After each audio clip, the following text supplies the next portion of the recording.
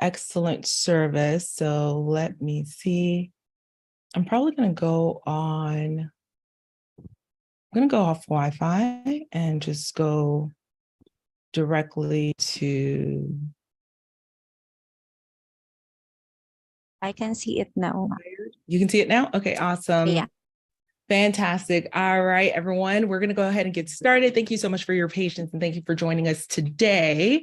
So today we wanted to go ahead and discuss the top 2023 cities to invest in for short-term rentals with a bonus on midterm rentals as well. Y'all know that I've been talking about midterm rentals. I primarily host individuals who are displaced from their homes due to some type of catastrophe. So individuals who are living in our community who have encountered a catastrophe and who need a place to stay.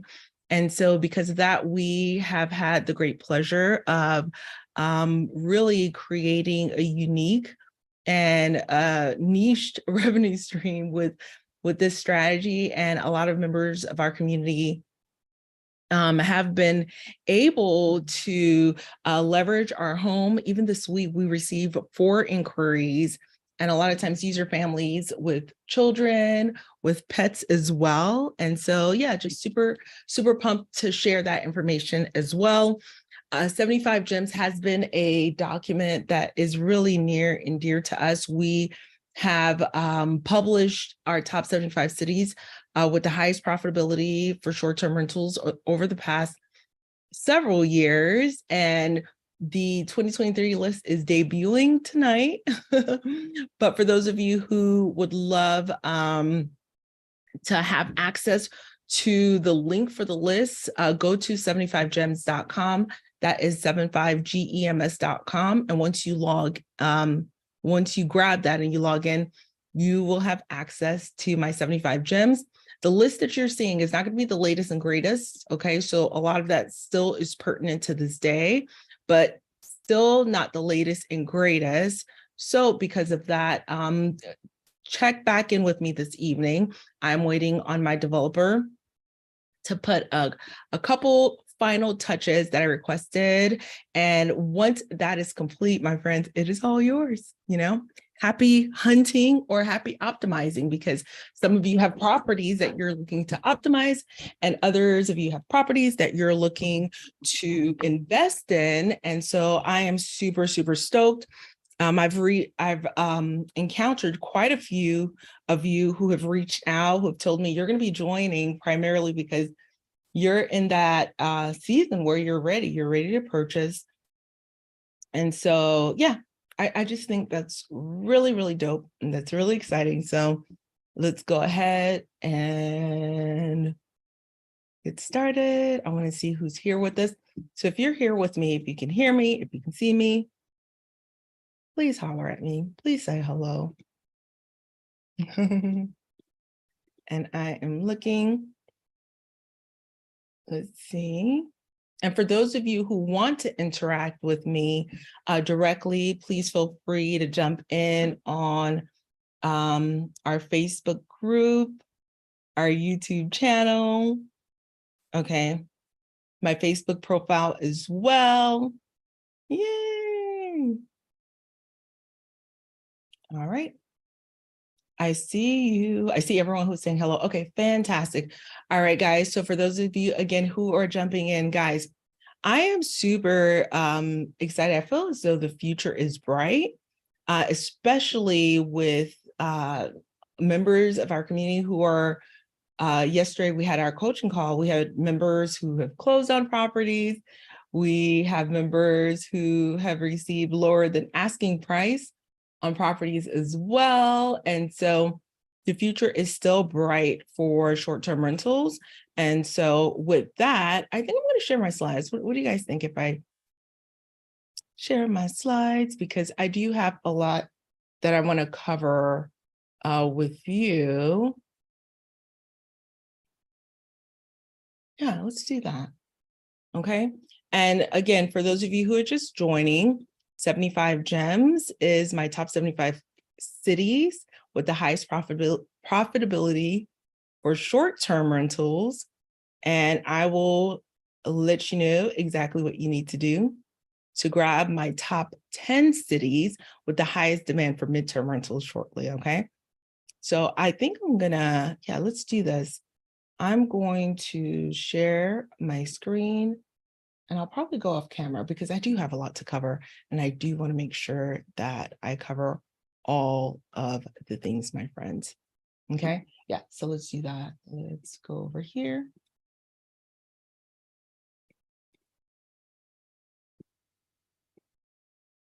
Yeah. Yay. Desktop one, share. All right, let's see what you guys are looking at.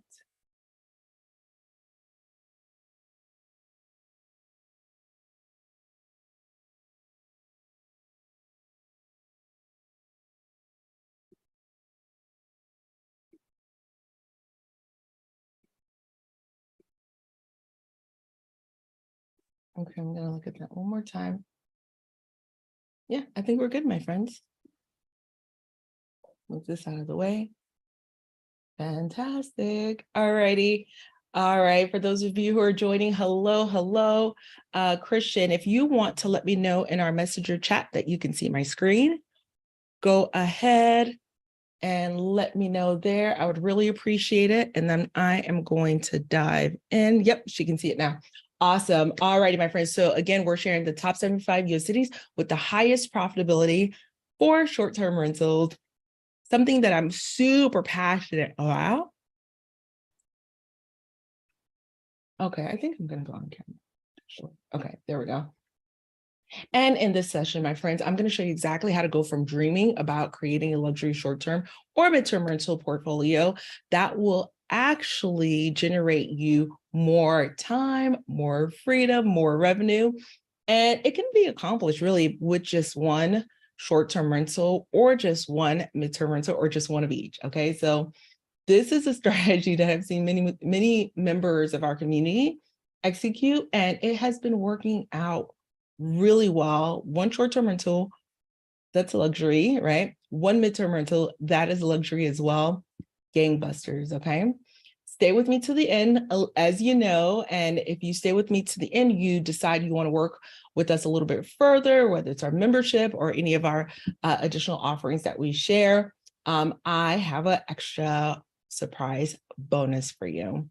Okay, so my friends, take some time, turn off all distractions. You're here with me. It's the end of your day. Some of you are multitasking at work. I get it, but it's with as much as lies within you. Turn off all distractions because we have got quite a runway to cover. Okay. All right. So I want to go over with you my luxury short-term rental 20-minute dream property search. Super simple.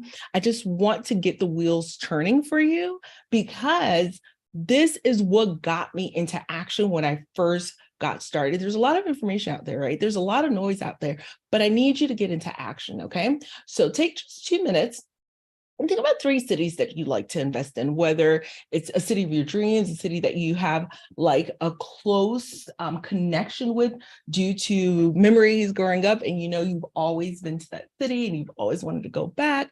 Just jot down 3 cities that you'd like to invest in, and then find a couple properties in each of those cities, or just one, right? Find a property in each of those cities, jot it down. It could be, what if it's just your personal home you want to check out and see what does that look like if you were to invest in your current market, invest in your own backyard, and you know, what do those numbers look like, right? And you can find this information on Zillow, Redfin, Realtor, wherever you look for property. Some of you are actual realtors, so you have access to the MLS and such. And the next thing I want you to do is go on to Google and search for AirDNA Rentalizer. Okay. Again, go to Google, search for AirDNA Rentalizer, which is a free tool and is my go-to tool just to get into understanding whether or not there's demand in that particular market.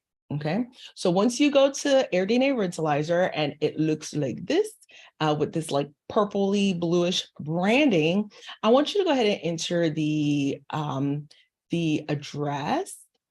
Okay, enter, oh, I'm too excited with clicking. The address, the bedroom count, the bathroom count, and the number of guests. And my rule of thumb is 3 to 4 guests per bathroom.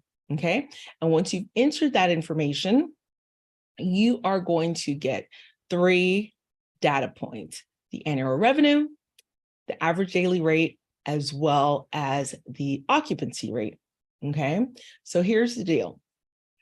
A lot of people make investment decisions based on the annual revenue or the average daily rate. I highly recommend just ignoring those two. If you've been around me for a long time, you know the occupancy rate is my bread and butter, my friends. Okay, the occupancy rate is my bread and butter because here's the deal. The occupancy rate gives us an idea of what that market looks like in terms of travel. Is there a travel demand for this market? Or is there no travel demand for this market, right? And this is also very important because we don't want to invest in a market where, there's not a demand, there's not a need for it. Very important, okay? The reason I ignore the annual revenue as well as the average daily rate is, although AirDNA does a great job with scraping data and grabbing the data from the native sites of Airbnb and Vrbo, my biggest issue is that these numbers are like an average of what, let's say subpar properties are generating plus the top 1%, and then they just kind of shove it in together and give you an average, and that's not going to do anything for me, okay? But as far as occupancy, as long as it's above 50%, I am golden. I know that there is a demand. So do use Rentalizer to get the occupancy rate. Do not make investment decisions off of the other data points, okay? So I hope that makes sense. That is going to be your first step in identifying a market that you would want to invest in. And with that, my friends, we celebrate because you now have a free way to determine if a market has some demand. All right. All right. So for those of you who are here, not only for the luxury short-term rental info, feel free to text MTR to grab my top 10 list for midterm rentals. So this is the top 10 most in-demand cities to host midterm rental guests. So text MTR to 844-799-0139. Okay. So Christian, if you want to add that to all of the chats, that would be amazing. All right. And during this session, my friends, please feel free to take pictures, post it on Insta, tag me so that I can reshare it as well. I am at short-term gems, short.term.gems on Instagram. And it's going to be really important, especially in our current real estate investing climate. This current cycle, guys, definitely has its challenges. And the goal that I have for you is for you to have access to implement any and all the strategies that are available to you. And the way that you can make sure that you're on the map is by putting your business out there. I know, I hate it. I hate it too. But you wouldn't believe the deals that I get by putting my business out there, by just sharing. Sharing is caring. I got 4 bedrooms worth of high-end luxury furnishings for pennies on the dollar by a designer because I put my business out there. I got a real estate deal, an Airbnb Plus home that was turnkey from putting my business out there. People see me all the time on social. Again, I don't love it, but look, it really makes a difference. So if you let your community know that, hey, I'm in here, I'm doing this course on midterm rentals, or short-term rentals, or data, or 75 gems, I'm in here, I'm learning, you never know the types of deals that will come your way, okay? So I do not want to continue to beat a dead horse, so I will move along, my friends. All right, So you, my friends, are in the right place if you're intrigued at the opportunity to get in alignment and reposition your real estate investment to maximize your time and maximize your profit. Or maybe this is you, you're motivated to cutting back on your W-2 hours so that you can spend more time doing the things you want with the people you want the most and love the most. And sometimes this actually includes spending more quality time with your loved ones or spending more quality time with yourself, doing some self-care, or it could be spending time, doing some volunteer work, whatever it is that you want to do. You want to cut back, but you want to do things that you love.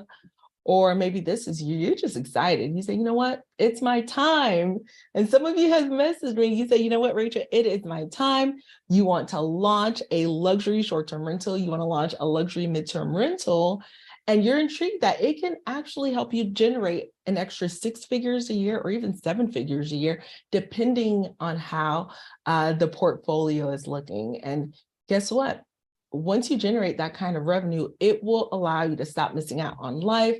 Milestones. I was speaking with someone a little earlier saying, you know what, I don't know if I'm going to be able to make it to that wedding. I was like, go to the wedding, go, because I missed out on all the milestones. And so for me, I really am an advocate for not missing out on important, special milestones, getaways, and other opportunities. So let me know, my friends, if you're watching. I know some of you are on Insta, you're on LinkedIn, you are on YouTube, you are in all the places.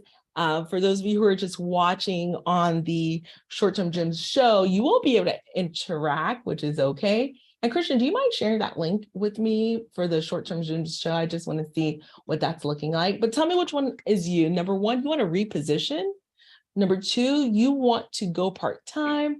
Or number three, you're looking to leave that W-2. Number two, you want to go part-time or leave the W-2 behind. Or number three, you're really excited about the earning potential. Let me know 1, 2, and 3. Whatever your motivation for being here, I truly support you. I want to just take a minute to introduce myself if we haven't yet met. This is my husband, Jesse. He is a retired psychotherapist. He works with at-risk youth. I'm a pharmacist by training. These are my boys, Ethan, Luke, and our pups. I was going to say our boys, the dogs as well, right? Our pups, Peggy, Hopper, and Dash. Ethan is a sophomore in high school. Luke is in middle school, and our pups are a hot mess. And yes, this is me in New Mexico at a Netflix filming studio, completing the filming on a TV show that's featuring one of our luxury midterm rentals. But it wasn't that long ago that I was this baby pharmacist on the struggle bus, like many of you, just fighting for my life, born in Haiti, the poorest country in the Western Hemisphere, raised in Miami. I really didn't want to take my mom and dad's sacrifices in vain. And so I worked and got the doctorate, did the thing, made them proud. However, once I graduated from school, my friends, that came with a hefty $500,000 in student loans between my husband and I. And I gotta tell you, we worked overnight. We picked up multiple shifts. At one point, we had 5 jobs between the two of us. So that was really one of those pivotal moments for us when we realized, oh my goodness, this is a lot. These are a lot of student loans, but we really were committed to change the trajectory of our lives. And so the only thing we knew was go to school, work, do the thing, work some more, work overtime.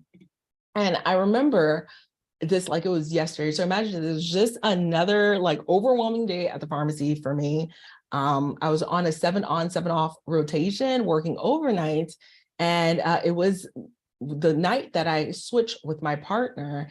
And so to make matters worse, I remember this whole week, it was treacherous. You know, we had these 12-hour shifts where we ended up working 14 hours because you walk in to 400 prescriptions in the queue.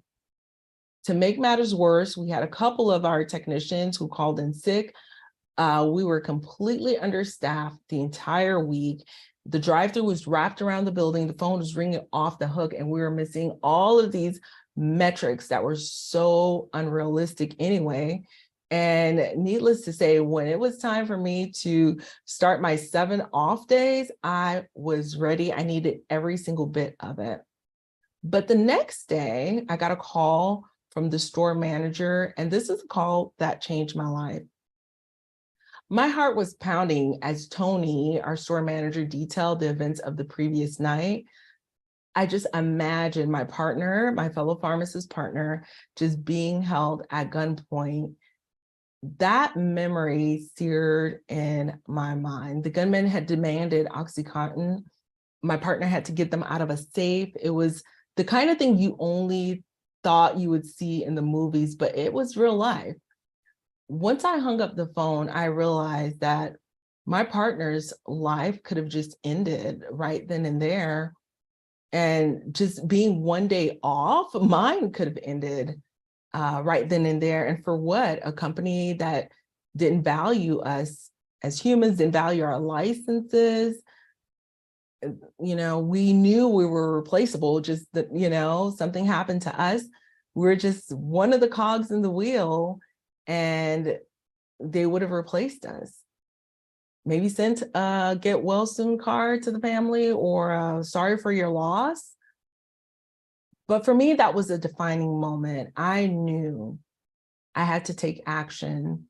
I couldn't keep living this half life, working around the clock overtime to build someone else's dreams, because after all, I didn't have a seat at the table. So I certainly was on the menu. And it really was time for me to create my own reality. And that's exactly what I did. I didn't return to that place of work, and it really was a pivotal moment for me.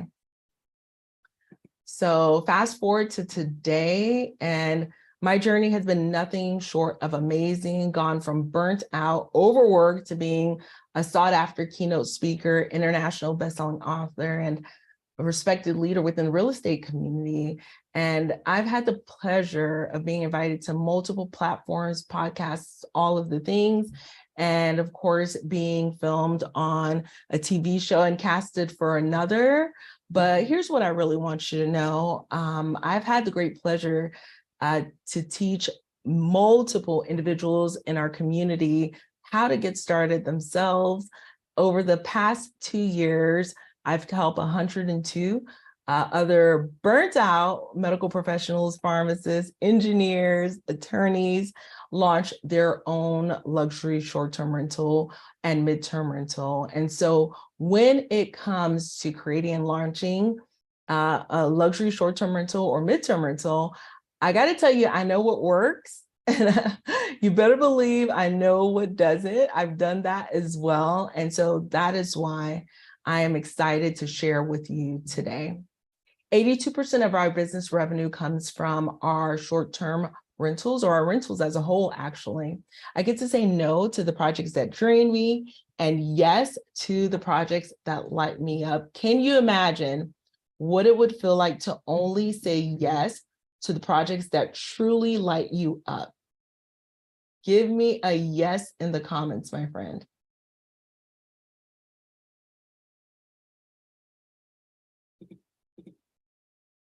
Creating a profitable rental portfolio is one of the most strategic and powerful ways to make an impact while growing your income and freedom, actually, to life-changing levels. All right, so for those of you who are like, okay, Rachel, I thought we were talking about 75 gems. Where are the goods? Where is all the information? Here we go, my friends. So we're going to get started by talking about where to invest. That is your 75 gems. Next up, how much does it really cost to get started? Next, we're going to talk about how we can manage remotely. Some of you may be in areas that have regulatory restrictions. Some of you may be in areas that have the cost of entry is quite high. Hello, Hawaii. And hello, my friends who are in California, right? So if that is the case, hosting remotely is definitely a viable option. Next, we're going to talk about finding our ideal guest, because that is going to inform a lot of your investing strategy. And if that sounds intriguing, and if you want to work together a little bit further to kind of dial this information in, I will have a Q&A at the end to take all of your questions, because I want to get all of them answered, and we'll go ahead and get started with that, okay? All right, my friends, 90% of millionaires are made through real estate investing. And again, I believe that creating a profitable short-term and midterm rental portfolio is a powerful way to really grow your income and your freedom to life-changing levels.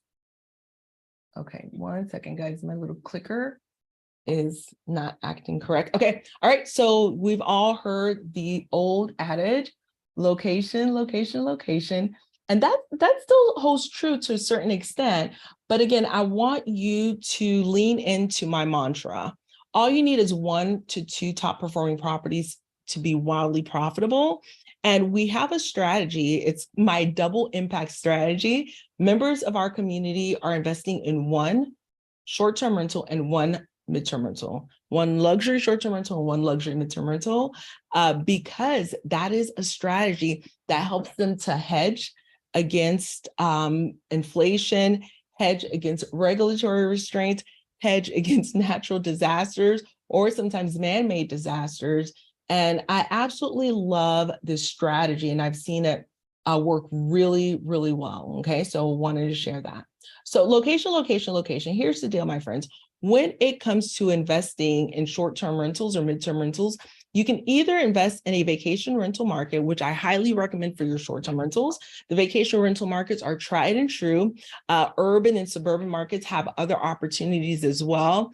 Rural markets are the markets that will provide a lot of those unique opportunities, which is pretty cool. And of course, secondary markets is where we can get a lot of our savings in terms of revenue savings. But here's the deal.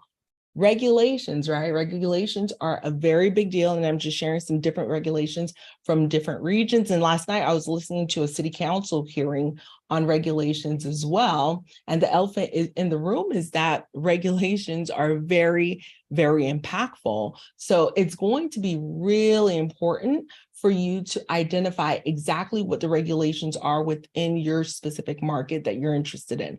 Regulations come before numbers. So before I even dive into the locations, the type of property, the amenities, any of that, the numbers, before I dive into the numbers, I'm all in on the regulations. Okay, my friends? All right. So when it comes to the suburban or urban areas, as long as you're within 30 minutes away from any of these 5 industries, you have an opportunity to create a short-term or midterm rentals.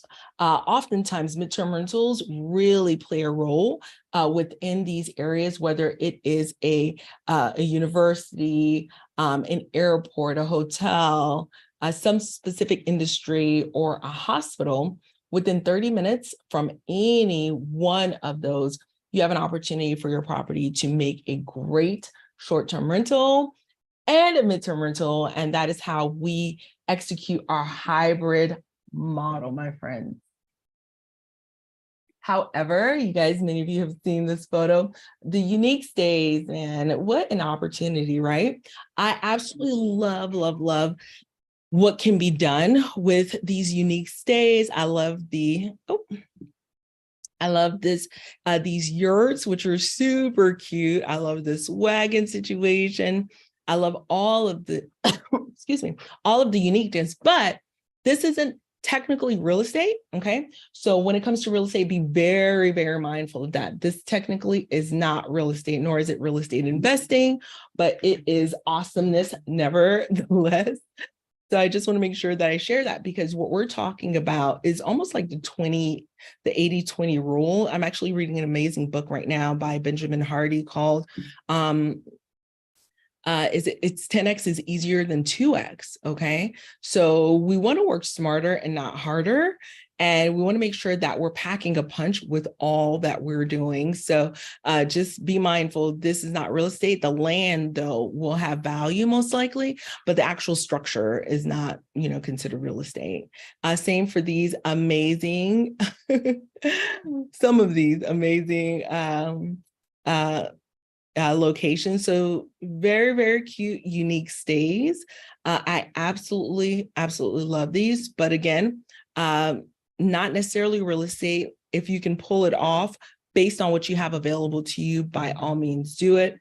This one right here, this Airstream reminds me of what a lot of people are doing, like in their backyard with ADUs, accessory dwelling units.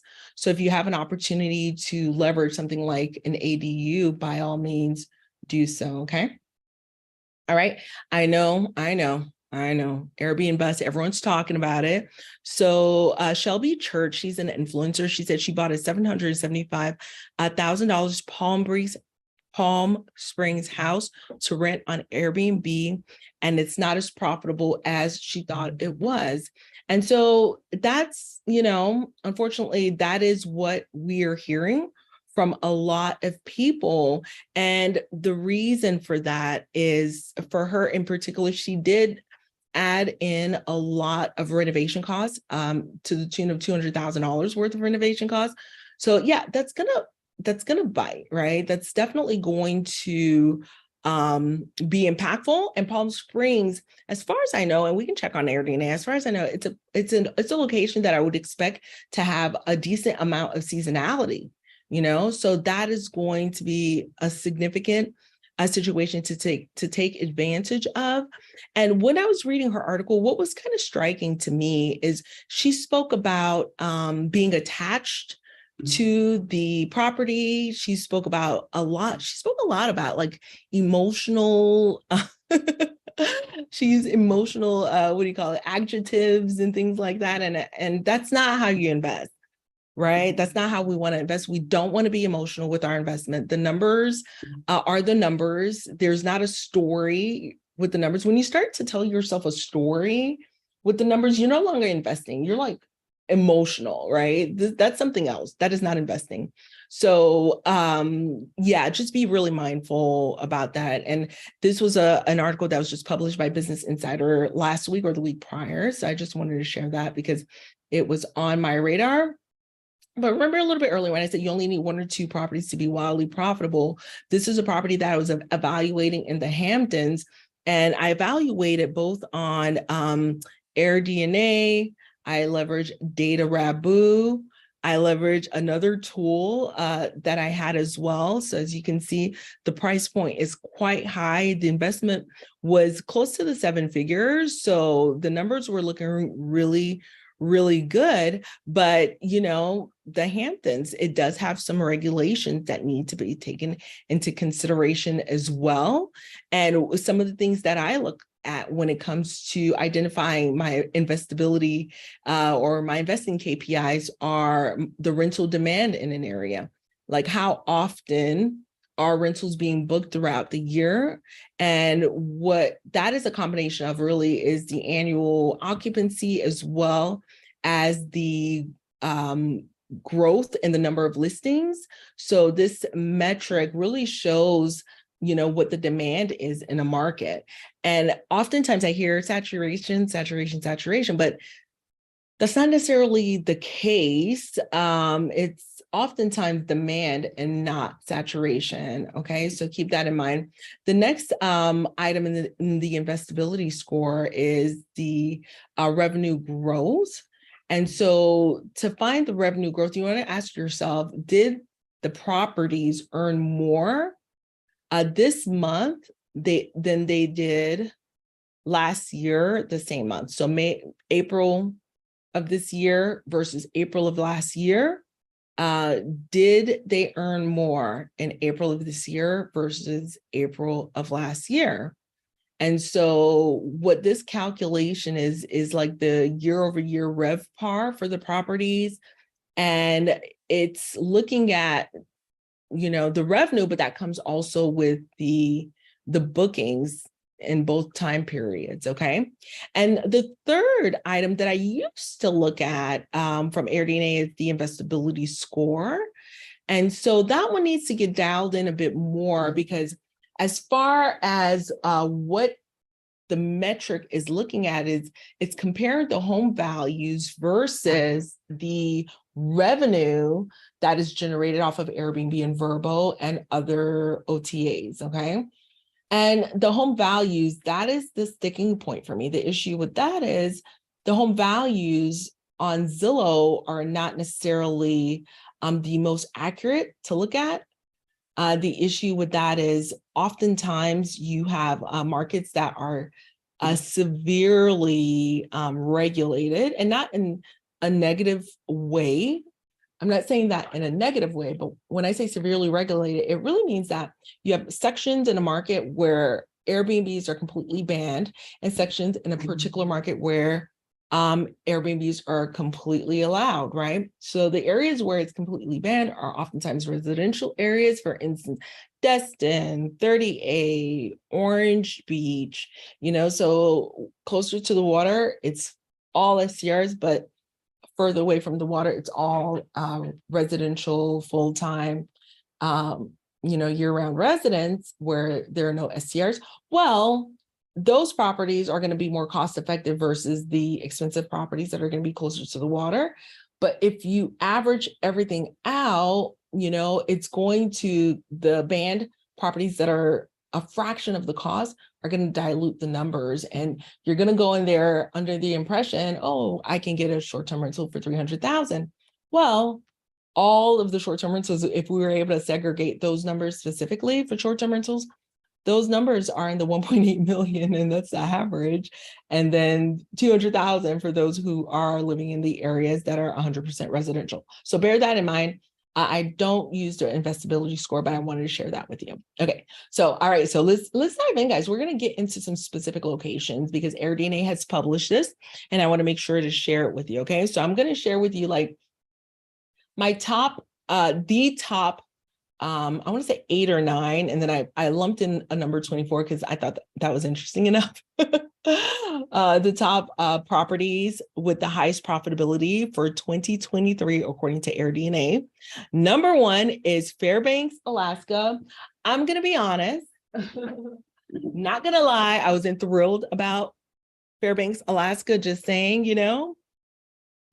and the reason is that I'm not all that keen on the cold weather. I'm more of a beach gal, so to speak. So yeah, but hey, I'm just giving you the info. Number 2, Evansville, Indiana.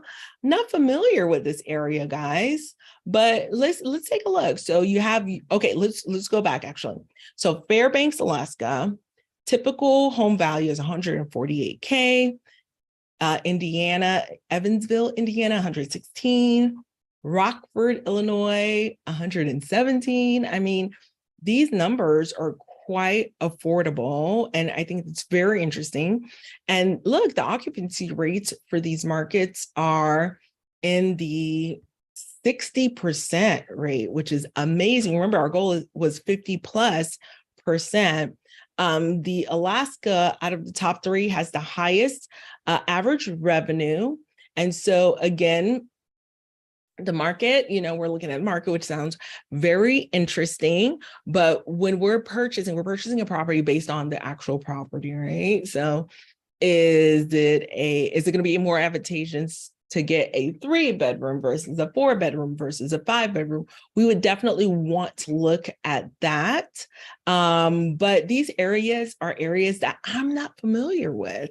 And so it seems to be pulling in individuals for whether it is outdoor activities. Alaska, I would imagine, yeah, a lot of amazing outdoor activities. So this is considered a full-time, let's see, the average full-time vacation rental. Okay, this is considered an area where you can just experience some adventure travel. So for those of you who are adventure travelers, it sounds pretty cool. You can see the Northern Lights.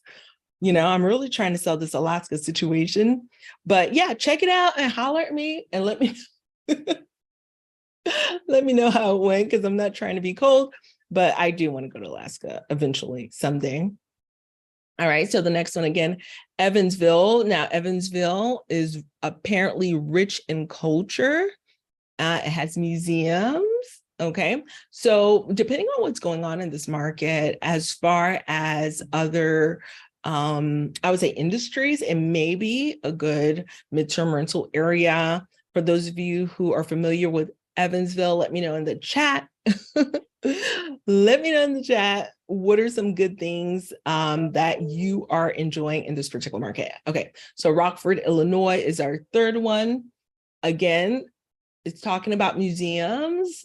Let's see. And the eclectic attractions. Interesting. Yeah, so if you're in Rockford, Illinois, let me know what are some of the eclectic attractions that you are getting into, because I think this is super interesting, my friends. All right, Illinois is coming in hot this year, my friends. Look, we have Springfield, Illinois also, so take a look at that. And what I think is really interesting about the updated AirDNAs, they're leveraging a tool called Revity to identify the regulatory risk score. And so I'm really interested in learning more about this, and I will keep you guys in the know in terms of what this means, okay? So the lower the risk score, the better. The higher the risk score, the more at risk, okay? So you see 7 out of 10, that is high risk for regulations, but understanding the parameters that are being judged is going to be really, really important. Now, I find this Burdett, New York, to be very interesting because I actually have 2 members of our community that own property near this area. So, wow, right? So it says Burdett is a small town gem in upstate New York. It secured the 5th spot. Investability score was 99.6. The town boasts an average annual revenue of 77%. For full-time listings, the home values are around $244K. Visitors are drawn to Burdett for its charm. The Finger Lakes, Watkins Glen. Okay, so this is awesome. I actually have someone that is putting an offer on a house near here today. So very, very interesting. I wonder, I'm not too familiar, but I wonder if it's near the, what is that resort area in New York? I forget. But I think the what is it, Miss Maison? I can't remember. It'll come to me. It'll come to me. All right. So Kentucky was coming in hot. What I thought was really interesting about Kentucky and the properties that I had seen in Williamstown were actually a lot of tree houses, my friends. So regulatory risk score, I'm not thrilled about it, but I need to know what the definition is. Is regulatory risk high because there is regulation, or is it high because there's no regulation and then it's going to be the Wild Wild West and they can make up any, drastic changes? I don't know. Okay, right here says no. All short-term rentals require a conditional use permit. This permit application will go before the board that meets monthly to decide whether or not it will be allowed. You are also required to have a business license and a one-time short-term rental regulation, which costs $200.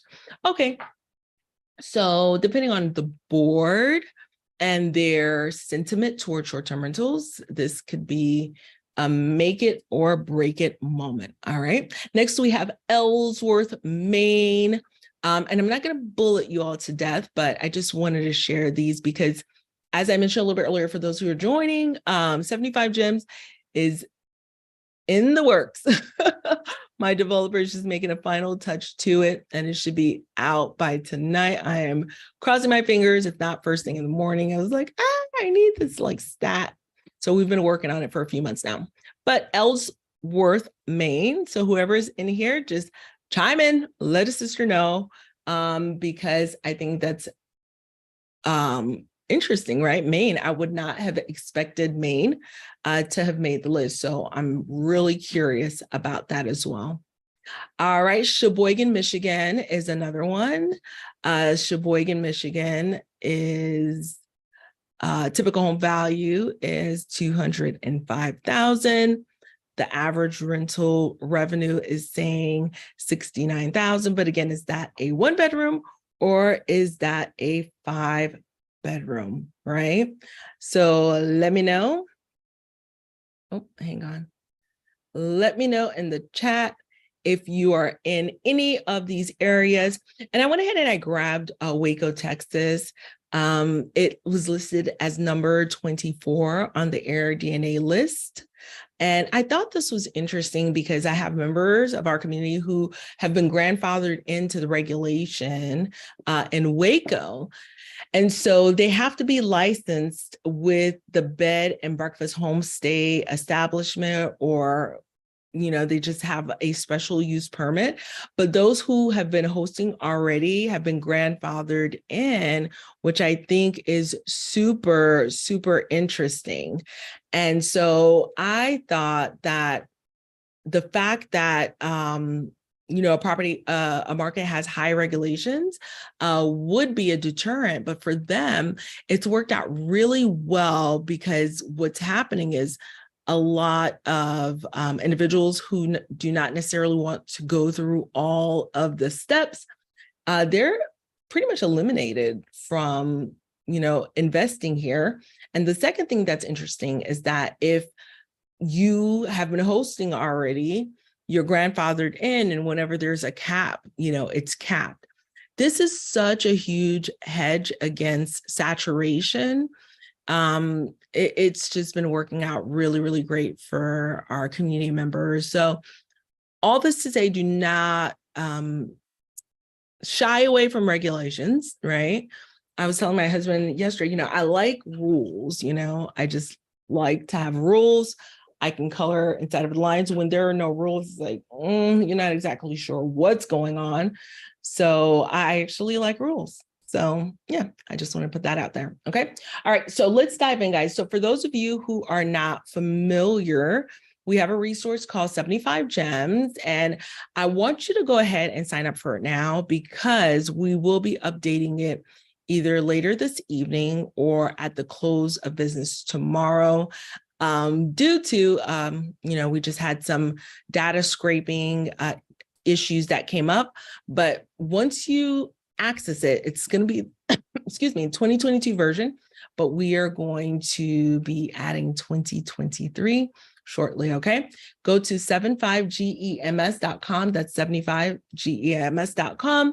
The next thing you're going to do is make a copy, okay? So go to File, make a copy. Do not request access, my friends.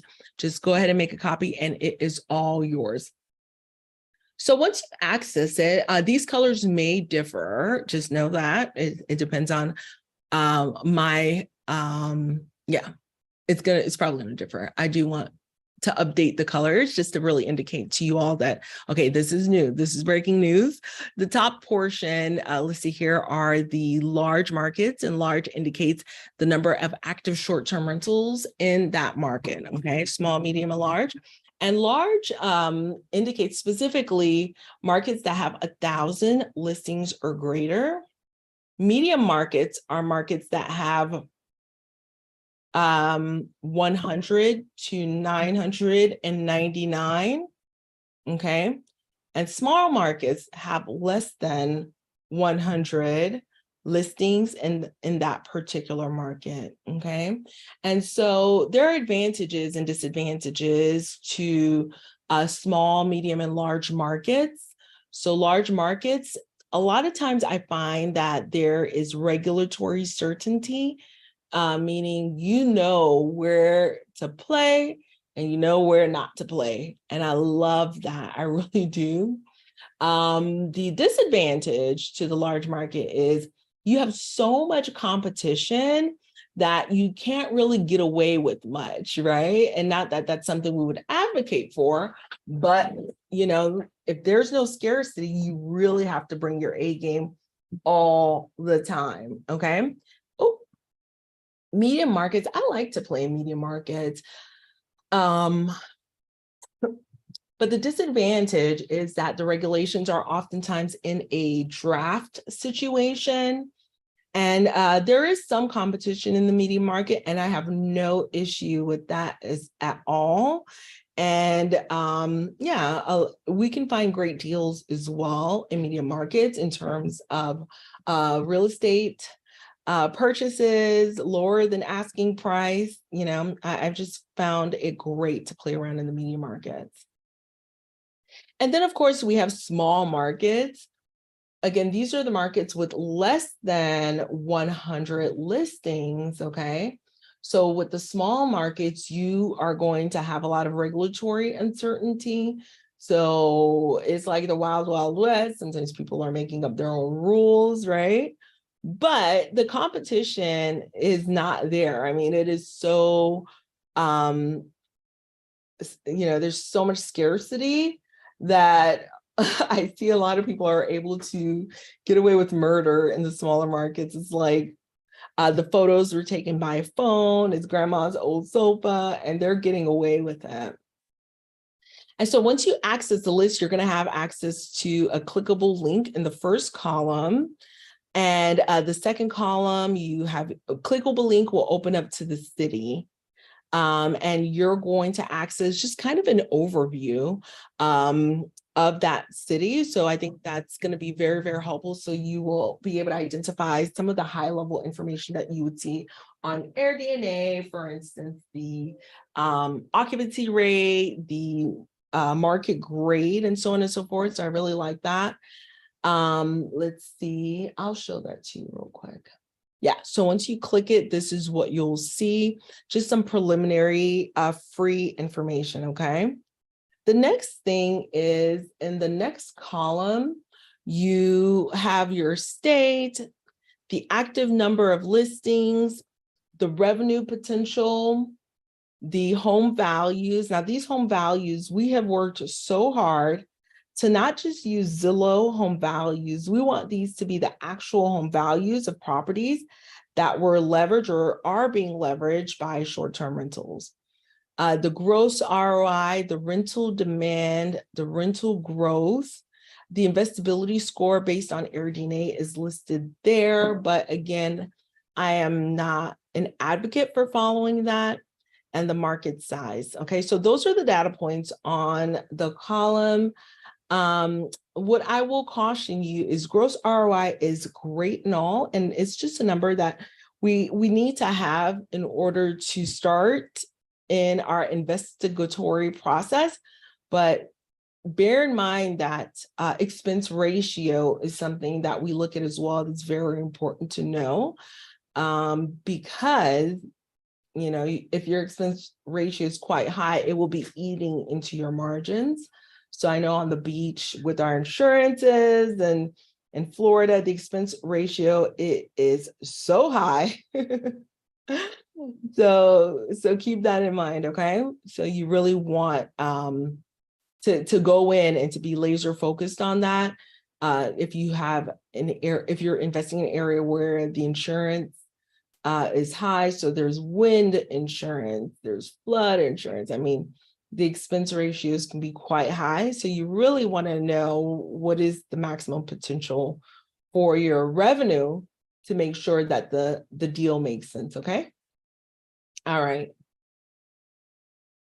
Oh, I'm not sure why this photo ended up in here. So one second, my friends.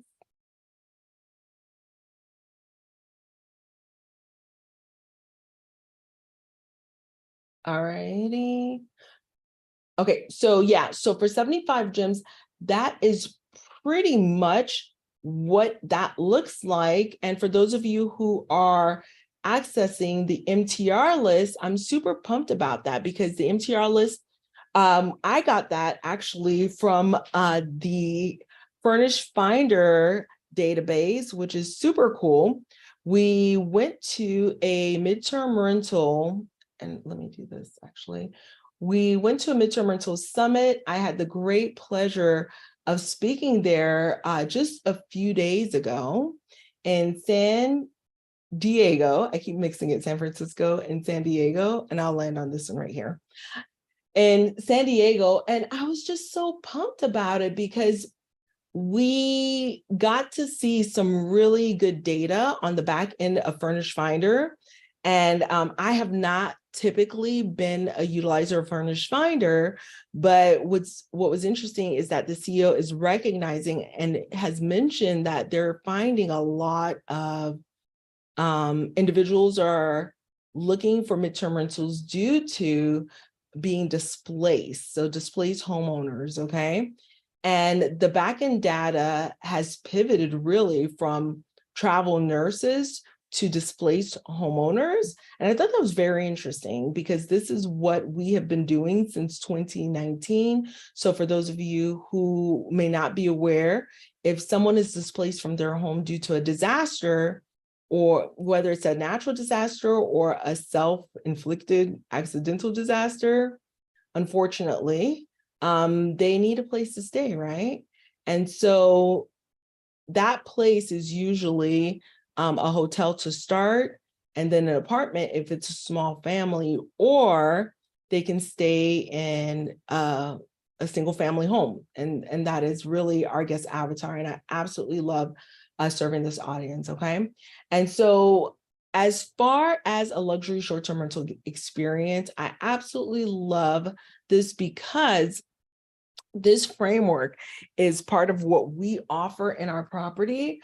We do not necessarily have to host a luxury stay and completely break the bank. As you can tell here, we have a lot of touch points and special touches in our framework that doesn't require you to break the bank. Guest communications, stylish furnishings, professional photos, setting up the place to be family and pet friendly. These are things that do not necessarily have to break the bank. So I absolutely love this. And this is how we're able to really capitalize on just a few properties that leverage us, the highest amount of profitability. And case in point, we have properties in the Poconos that we had purchased and were purchased for 174 to 390K that generated a record-breaking amount of revenue a couple of summers ago. So 10 properties generated $232,000 in revenue. And we thought that, oh my goodness, this was ridiculous. But a friend of mine who's a respiratory therapist, Ali Sabio, he has an amazing Facebook group for healthcare professionals. That same summer, and of course it was peak season, guys, so bear that in mind, but this is really to show you just what's possible. 2 of his short-term rentals generated 50K. And so now he's investing in hotels, and I just think that's absolutely awesome. But again, it's from knowing your numbers and that strategy, again, that I lean into all the ways. How do I own and operate the least number of properties that generates the highest profitability? That really is my 80-20 rule. I'm looking for the smallest number of properties that is going to pack the biggest punch, okay? So let me know, my friends, your turn. Let me know in the chat, what are some markets that you're looking to leverage, whether it's a new to you market, or what are some assets that you're looking to leverage? Some of you have an asset right now that you need to optimize, okay? So let's make this as interactive as possible. Let me know in the chat, my friends, and we will be coming back to the chat momentarily. Okay, question number 2, how much does it really cost to get started, okay? So there's really 4 ways to host short-term rentals, but you can create a profitable portfolio even on a smaller budget. We have our member in our community, Tim and Carolyn, who launched a beautiful 1-bedroom condo. They really decked it out, and it is just been such an amazing opportunity for them to cut back on their W-2. They now have another midterm rental that they're leveraging, and they're looking to purchase yet another short-term rental, but a larger one this time, okay? So I absolutely love, again, having one short-term rental, having one midterm rental to start, And that is a whole vibe, my friends. All right, so there are 4 ways to invest, okay? And this is why it doesn't have to break the bank. The number 1 way to invest, I absolutely love this strategy, is the landlord owner model. With the landlord owner model, obviously you purchase a property, you deck it out, and then you rent it as a short-term rental. The cost of entry is high. You're going to give a down payment, whether you're giving 10% down, 20% down, 15% down, whatever that may be. But yeah, the cost of entry is going to be high. Excuse me. But the return on investment is quite high as well if you play your cards right, because we're getting equity, we're getting cash flow, we're using advanced tax strategies as well, which makes all of the difference, okay? The next way to host is rental arbitrage. Okay, so with rental arbitrage, this strategy is one where you are controlling the lease. It's a rent-to-rent model, and you're able to rent the property from a landlord for a fixed amount of time, whether it's a 1-year lease or a 2-year lease, but then you rent it out on the short-term rental or mid-term rental market. And the spread between the two is your profit margins, okay? The pro of this is that, of course, the cost of entry is low or lower than purchasing, meaning you're able to leverage this property with a first and last month's rent, sometimes a deposit. The con, though, is you have no equity in this deal, right? So this is, it's sort of investing, but ownership is really investing to the point where you can leverage an asset that you own. However, there's so much opportunity with rental arbitrage. Depending on where you are in your journey, this might be a viable option to you. I was the anti-arbitrage girl for a very, very long time until I received an amazing opportunity to rent one of our properties for $16K per month. Well, we were booked and the property was needed within 7 days or so. And so that's where we launched the arbitrage side of the business, because we needed to place this individual. Again, it was a displaced homeowner who was encountering, a disaster, and they had no place to stay, and it was a larger family. So we ended up renting a larger 4-bedroom home for, I want to say it was about $2,600 a month. And we secured that $16,000 contract for 5 months was the original thought process. They ended up staying with us for 11 months, okay? So don't say no to deals like that because you don't have a property. Arbitrage is definitely a viable option.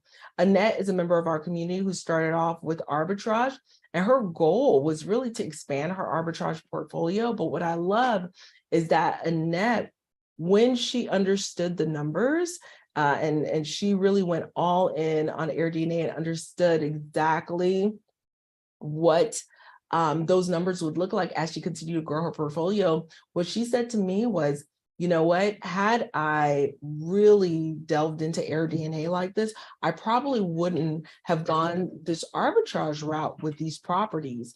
And so I'm so pumped to say that Annette has 10x'd her investment strategy. She has built a beach house, y'all. So she came in and she was thinking, I'm going to double my arbitrage portfolio. That is my goal, to continue to grow this. But my question to her was, can we can we buy something instead? And let me tell you, she really went all in on this strategy. There was not a roadblock that Annette met that she didn't face full on, okay?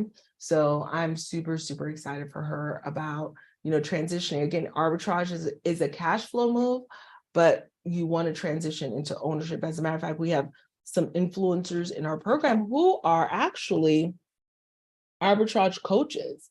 And what's been great is that now that they've gained the revenue, they're saying, you know what, it's time to own. And they're actually teaching their members, how to own. They've asked me to come in to speak with their students on the next steps. And so we're going through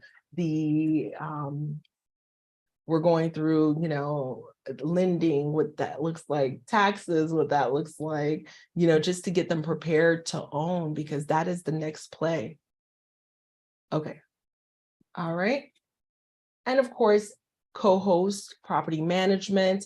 That's where you're managing for another investor. There's so many tired landlords out there, my friend. There's so many who thought, you know what, this is going to be great. I was just on a call with a student in the community who purchased a house. Two of my students purchased homes from individuals who were short-term rental hosts. They were just done. Unfortunately, they were just done, because here's the deal. They got into it, and there was a storm, and then all of a sudden they had to drive 4 hours to unlock the door because the keyless door lock stopped working because there was a massive storm. Well, they didn't have the SOPs in place and redundancies in place to avoid having to drive 4 hours to unlock a door for a guest who is out in the freezing cold, in a storm. So let that happen to you twice. You're about ready to give up. And that's exactly what happened. And we're going to see more and more homeowners who are just like, you know what, I'm not about this life. So they're either going to allow those properties to be rented as arbitrage, or look for a co-host, or just sell the property altogether. And so, yeah, just yesterday we had 2 of our members who had purchased from properties who that are arbitrage. And so this is Dr. Dada. I loved Dr. Dada. She didn't want to waste her clock doing things on her own, hunting and pecking for information. She wanted a whole comprehensive solution. So when she joined us, she wanted to leverage a 1031 exchange and leverage her tax strategy, advanced tax strategy that we talk about in programming. So once she did that, she launched her property, we celebrated, but she's also a super busy mom with a private practice as well as a coaching practice for, I want to say, rheumatoid arthritis, gout. And so she really wanted to focus on developing her practice. And what that came with was her not being able to fully immerse herself into hosting for short-term rentals. And so she leveraged members of the community who are co-hosting and interested in co-hosting. And that's how she was able to get the best of both worlds. She got her bonus depreciation after closing at the end of the year. She launched and she hosted for a bit, and then she was able to turn it over to a co-host. And the fourth way to host, obviously, for many of you, is totally passive. Okay, totally passive, which I love. So passive investing is where you are investing just the dollars, but you are not really in control. You're not active at all. So say you are a limited partner or a part of the pool of investing, the passive investment fund is where a group of individuals who know each other are pooling money together. And that is the purpose, really, is to invest in a fund where you can diversify your income. Say you have various income streams. By diversifying your income, you're able to hedge against various swings in the markets. Okay, so again, this is passive. I like it, just depending on where I am at. So I do like 25% of our net worth to be in real estate, another 25 to be in private equity funds, another 25 to be in bonds and cash, and 20%, oh, I forget all of the breakdowns, but I do have like a small fraction, like a 1 or 2% in various higher risk investments. Oh yeah, 20% is like retirement or stock, something like that. Yeah. But yeah, passive investment funds can be an option as well. So for those of you who want to be in the short-term rental game, but totally hands off, this is the strategy for you. Of course, it's going to be for accredited investors. And so with the accredited investors, you would have to meet a certain threshold for net worth, revenue. You're going to be a little bit more sophisticated in terms of having a better idea of the risk, because this is higher risk, right? And yeah, and so if you're going to invest in a passive investment fund or private equity fund, you have to approach it with the idea that you may never see that money again. And yeah, it is what it is. But as long as it's managed by the right type of sponsor, you should be in good shape. I know some of you may have seen all of the issues with the apartment syndications that went belly up last month. So it's really, really important to vet the investment, not only the investment, the property, the location. You also want to vet the market through doing your data analysis research. You want to vet the sponsor to make sure that they're on the up and up. Having references is amazing. Someone with a lot of experience is amazing as well. So make sure that you're doing the right vetting process. And so one way that I leverage AirDNA is to vet markets against markets to see what the projected annual revenue growth is going to be for the going into the future, and what it looked like year over year. Okay. All right, so all that to say, guys, there are 4 ways to invest. Let me know right now in the chat which one is the best for you. Let me know in the chat which one is the best for you. Number 1, landlord owner. Number 2, co-hosting / property management. I didn't cover property management. You need to have the right license for that. That's number 3. Number 2 is rental arbitrage. Number 3 is co-hosting. Number 4 is the passive investment fund. All right, let me know in the chat. And of course, I would be remiss if I didn't mention the cost of furnishings. So it does vary anywhere from $2,000 to $5,000 per bedroom to $25 per square feet. So really important to be prepared for the cost of furnishings as well when you invest. It takes an investment, to get it up and running. And I call furnishings an investment, my friends, because it makes a difference. It really makes a difference. All right. Question number 3, how can I host remotely? How can I host remotely? And here's my quote: the future belongs to those who see possibilities before they become obvious. So for those of you who may think, you know what, I live in Atlanta or near Atlanta, like Dr. Heather, she's a pediatrician, but her townhouse is in Panama City Beach. She was able to lock one down. We have Angela, who's also out of state, and she has a beach home in Texas. We have Deanna, who lives in California, and her beach home is in the Gulf Coast as well. So just understanding that with the right team, okay, you can definitely launch a property that is out of state, okay? And so your team will help you to launch faster, and faster implementation will lead to a faster revenue, right? And so definitely the 3 team members to source when you're getting started is your cleaning team, which is the backbone of your short-term rental business. Dirty properties are the quickest to lose stars on Airbnb and be banned, honestly. The worse your ratings are, the more likely you're going to get banned. Conversely, clean properties are just amazing, inviting places for your guests. And these guests are going to want to return again and again and again. So definitely do your homework. You want to create an amazing cleaning team that will delight your guests. Maintenance.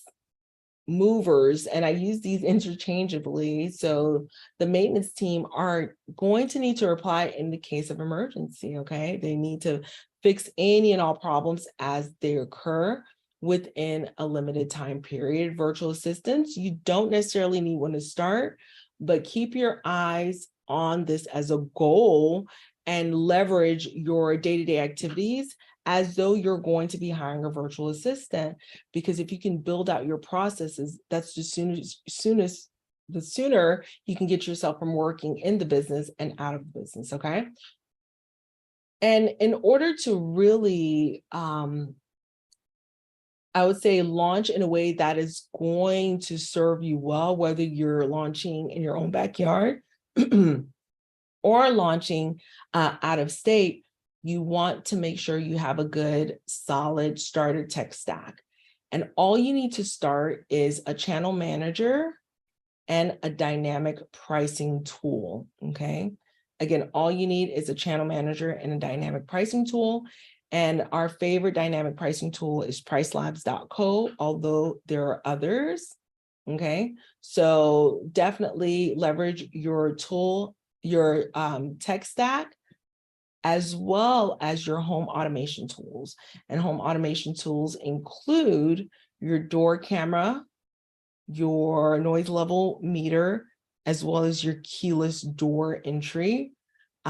So these are things that we put in all of our short-term rentals.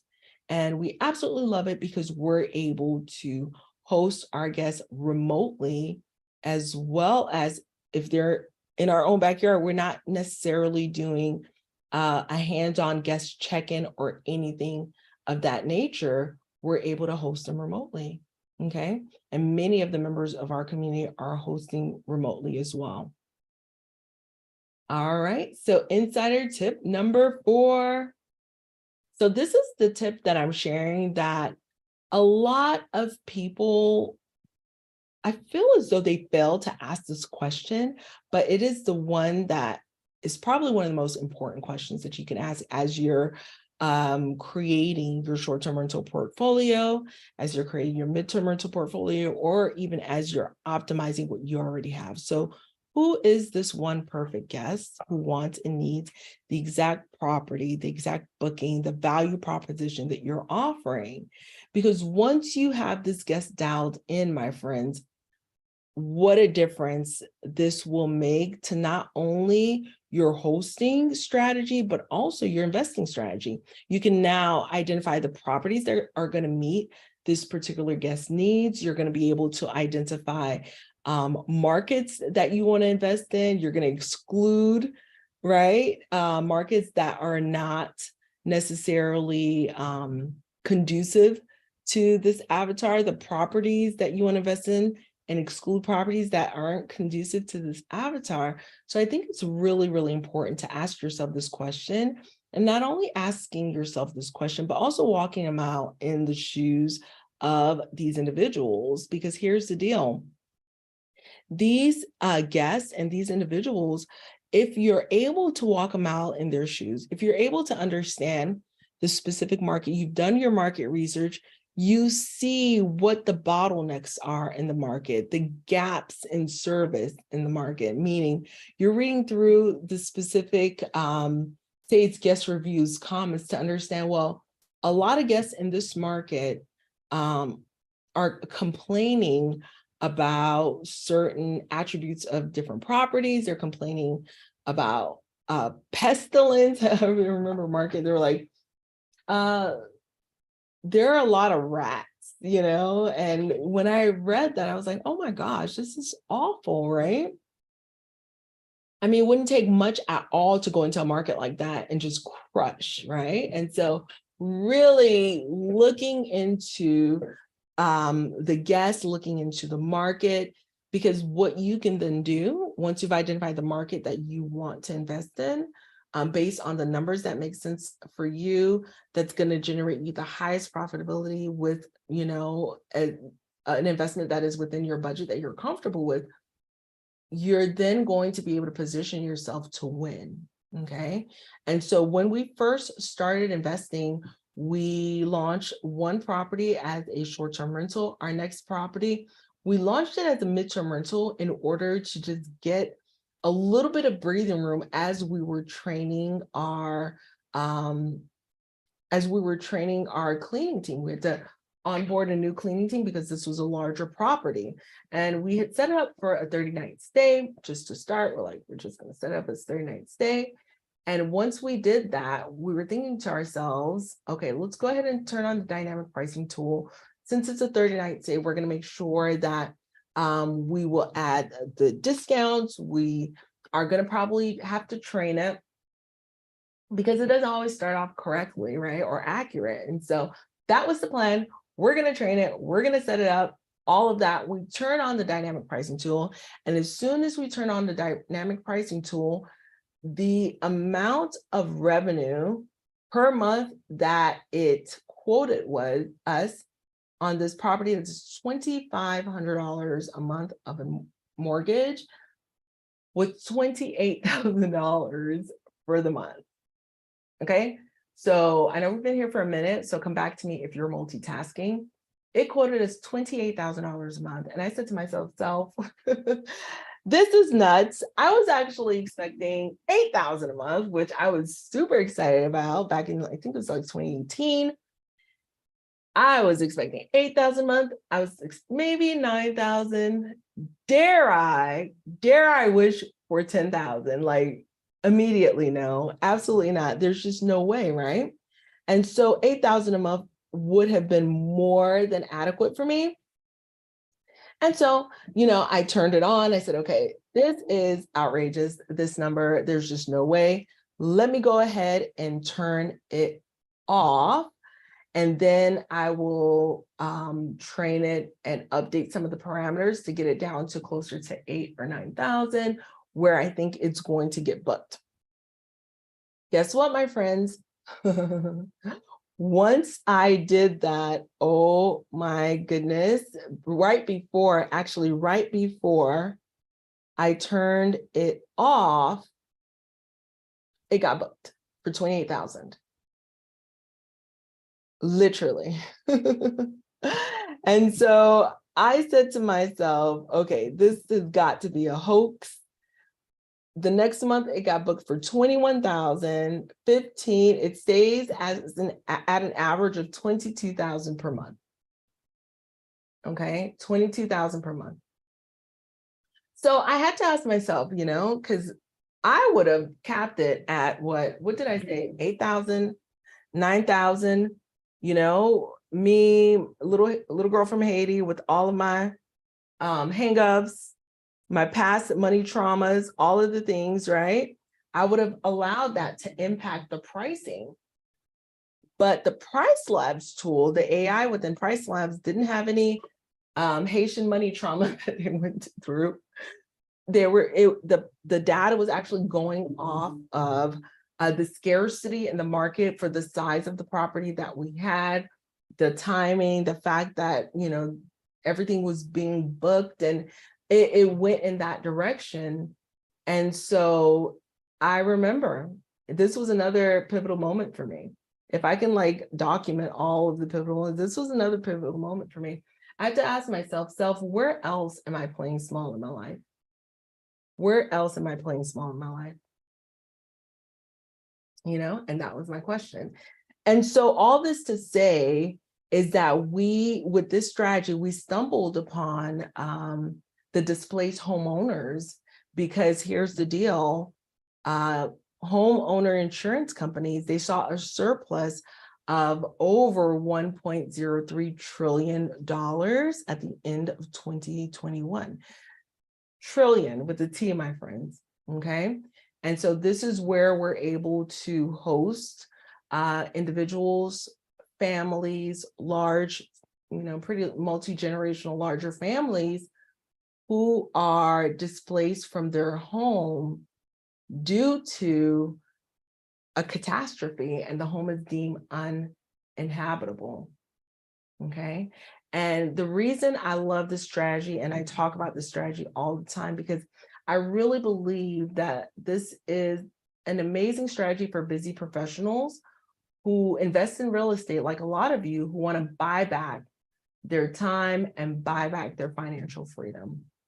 Okay, so these are some case studies of guests that we have hosted in our midterm rentals, as well as for other clients. And I'm going to continue to add on to this because we have students who have seen some just wildly successful stays. Again, this is a, let's see, which home is this? 5-bedroom, 4. Okay, so this is a home. The mortgage on this home, of course, it's not today's prices. Mortgage on this home is $1,800 a month, and in 11 months netted $98,000. The property was found on a website called Corporate Housing by Owner, and was booked by a third party. Unfortunately, the family that stayed there, they're teachers. They have 2 dogs, 2 kids, and they encountered a fire to their property, and their property was deemed uninhabitable. They initially booked for 30 days and kept extending, and they ended up staying for 11 months, and all of this was paid for by the insurance. So within your insurance, there is a policy. You have what's called coverage D, which is going to cover your temporary housing allotment. This is our second case study. These are retirees. They had a large home, 11 bedrooms. They stayed initially, they requested 1 month. They stayed 5 months. And this house has a mortgage of $2,500. And the total net revenue for the 5 months was $82,000. $82,000 is the total net revenue. And they had encountered a massive pipe that bursted that like had everything swimming. This next one is an elderly, a woman who was displaced from her home due to a fire. This was a 1-bedroom home, a smaller home. The temporary housing agency placed her in a hotel and said she would be fine in the hotel long term. Unfortunately, she did not like it at all. She had a little dog, and going back up and down was very difficult for her. And so she went ahead and reached out to her daughter. Her daughter reached out to our client. And this again serves as another example of a guest that was looking to book for 30 days, ended up staying for 6 months. This is a 2-bedroom, 2-bath. This family that we were helping, they netted a total of $31,000 for all 6 months. And so those were just some case studies to show you the potential income that could be generated when you understand who your guest avatar is, right? So by providing a comfortable home, a temporary housing solution for these guests, we were able to help these families during one of the most difficult times in their lives, while also generating a meaningful revenue stream. This is a member of our community, and I can't get enough of these wins, guys. Their net profit for 7 months was $89,594.38 on a 4-bedroom home whose the mortgage was a little under $2,000 a month. Okay, so guys, you now have the overview. You've got 75 gems, breaking news, you will see that ASAP, and we will message you as soon as that's good to go. For those of you who grab my top 10 most high demand MTR cities, let's talk about it. I'm looking forward to talking about it. But spoiler alert, my friends, spoiler alert, we have students who are wildly successful in other markets as well. So no need to bombard those 10 markets, but those are the top 10 markets that have the highest surge for midterm rentals from last year. It doesn't isolate midterm rentals that are just for disaster displaced individuals, right? It's all midterm rentals, so bear that in mind. All right, so again, want to share with you what's possible. Especially with our double impact strategy. That's what I'm calling it. Double impact strategies where we're looking at both investing in a midterm rental plus a short-term rental before the end of 2023. Because here's the deal, my friends, for those of you who are looking to leverage advanced tax strategies, I really think that's the way to go, okay? All right, guys, so now that you have my basic tools, let me know in the chat, what are your thoughts? Do you see how powerful leveraging this information, leveraging these strategies can be for you in your business? Let me know in the chat whether you see it or not. And so again, for those of you who have been asking about going all in on the data, when I first started investing in short-term rentals, I used to purchase my data in onesies, like one at a time, right? So I would get 1 month of AirDNA for $99, and then I would cancel it the next month because you don't necessarily need a subscription. And then I would get another month a few months down and cancel it. And ultimately I realized, okay, I'm really investing and I'm really looking at deals consistently. And so I signed up for the subscription. And if you want nationwide subscription for AirDNA, and you're going to sign up for a month, that's about $900 for that 1 month for nationwide AirDNA. And so you have a couple of options, and I want to invite you to something that is super cool. Okay, so you could either go month by month, do these onesies like I just mentioned, or I would love to invite you to have access to a nationwide subscription plus exclusive trainings. And so understanding how to leverage AirDNA is so important. Not just taking the data at face value is so important. And I would love to guide you through baby step on exactly how to do that. And so you, my friends, are invited to the short-term gems AirDNA membership. And what that is it's going to be an opportunity for you as investors to get really invaluable insights on different markets, what's growing fast, which markets have demand, which market has saturation, so that it can empower you with all of the knowledge, all of the tools you need to make an informed investment decision, and also to help you stay ahead of the curve. Oh, here we go. Access started, my friends, just a couple of days ago for this membership. So for those of you who have already purchased, massive congratulations. If you want to hang out with me, feel free to hang out with me. We're going to dive deep into a little bit of a demo to answer questions that are coming in. So I look forward to that as well. And again, AirDNA, nationwide access, it's $900 a month, my friend. The value of this alone is $14,400. And it wouldn't be an amazing membership if we didn't have some extra special bonuses. Bonus number 1 is access to my AirDNA bootcamp. Y'all, this is about,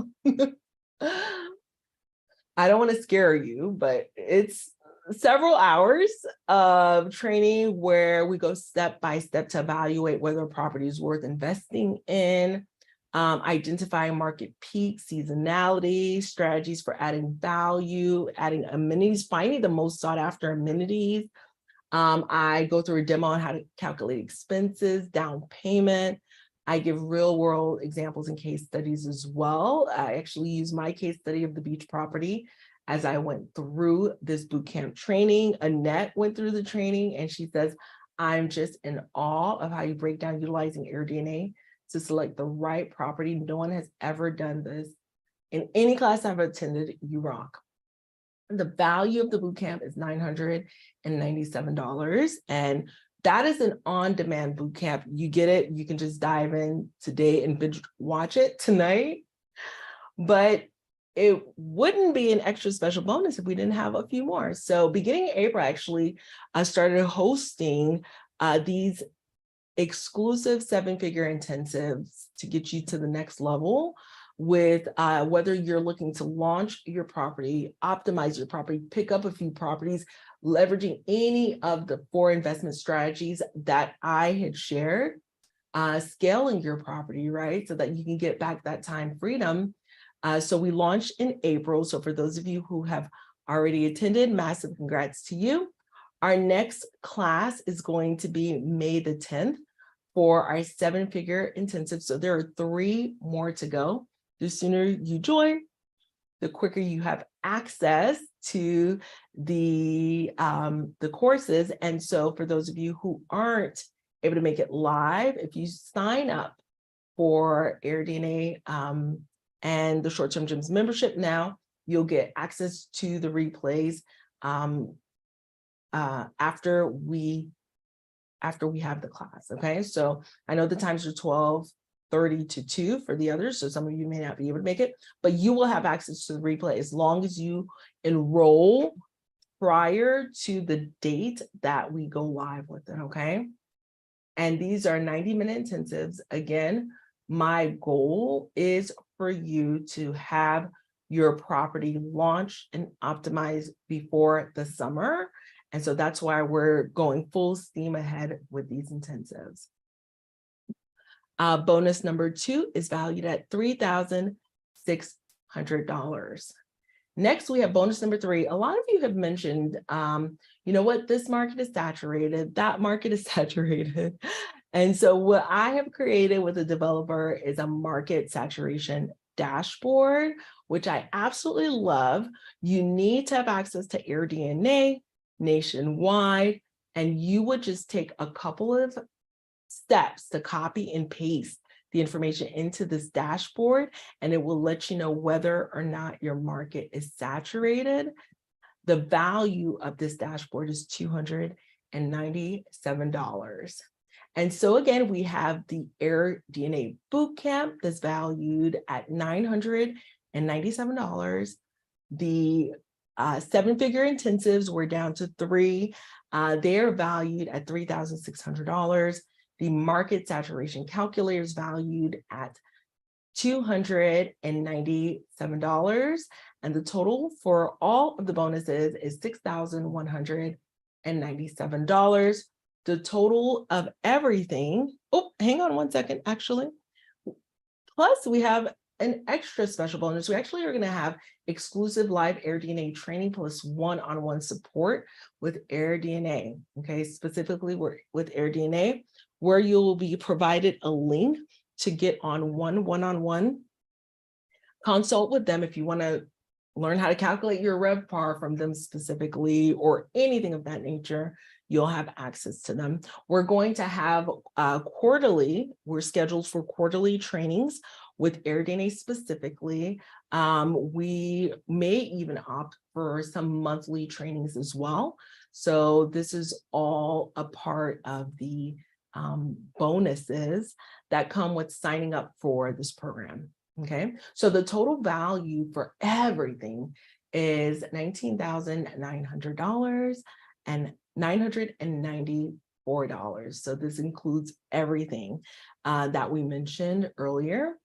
And if we were to look at this per month, what is the investment per month? So that would be about $833 per month. So let me ask you this. If investing in this membership would help you create a wealth investment that generates you an extra $5,000 per month after month after month, like our member Sophia, she's an attorney. She actually has a $5,000 per month spread on a midterm rental, and she's booked all the way till December. Would it be worth investing this $833 per month or $19,000 overall for 2 years? Would it be worth that for you? Well, for me, I would say, of course, it would be. But what if it could only help you achieve a better work-life balance, like a member of our community who's able to stay home with her newborn a little bit longer than was expected and really get to engage and not miss out on those first year of their lives. Would it be worth that to you? I would say for me, looking back now, because I know I missed out on a lot, for me, it would absolutely be worth that. Not missing out on milestones, weddings, all of the things. And so for me, having that flexibility and achieving that would be amazing. So what excites me really is whenever we put out content or programs, members of our community are able to recoup their investment within just a few months of investing with us. So that is really exciting to me. By this membership, I'm sure that you all can see the value of not only accessing the data, but having the training that accompanies the data. The data is just numbers, right? But how do we interpret it? How do we identify the key parameters or the information that we want to include versus exclude? And that's going to be really, really important, right? And so although $833 per month may be a little bit steep for you all, I'm thinking to myself, since my goal is to help 1,000 families this year, just really change the trajectory of their lives and create a meaningful revenue stream before the end of 2023. That is my goal. The good news is that we're not offering this program for $833 a month. It is for as low as $158, as low as $158 per month, depending on which program that you sign up for, okay? So if you enroll today, my friends, if you enroll today, you will have access to 3 different payment options. Tier 1 is going to equal $158 per month. You would pay it by the year, $1,896 per year for 2 years. It's a 2-year commitment. So the total for that is $3,792. And that's tier 1. You're paying year 1 up front, and then you're paying year 2 a year from now. That would equate to the best option. It's like paying $158 per month. Tier 2 is a quarterly payment option. You would pay today $549, and the next quarter it is another $549. Again, it's a 2-year commitment, so 8 payments of $549. The total is $4,392 total. Or tier 3 is $207 per month for those of you who want a monthly payment plan. We've added this recently, $207 per month. It's a 2-year commitment at $4,968. All you have to do is enroll and go to shorttermgems.com/airdna. Again, that is shorttermgems.com/airdna. And for a limited time, my friends, the first 5 people that enroll are going to get a private group coaching session for 3 months with me, yours truly.